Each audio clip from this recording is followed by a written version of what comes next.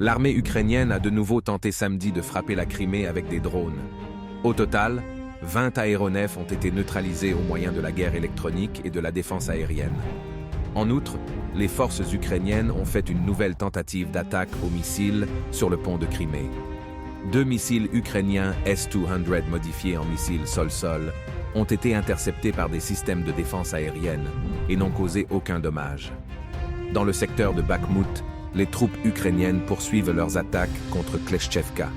À la suite d'une autre bataille, les parachutistes russes ont non seulement repoussé l'attaque, mais ont également pu capturer le personnel militaire ukrainien. À Marinka, la situation sur la ligne de front reste inchangée.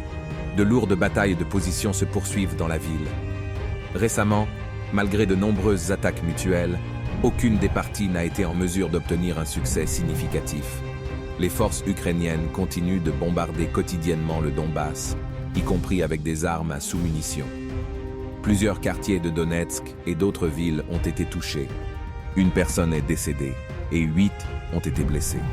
Dans le secteur de Vremievski, les troupes ukrainiennes continuent de prendre d'assaut Urozainoe. Malgré les déclarations sur le retrait complet des unités russes, de violents combats se déroulent actuellement dans la partie sud du village.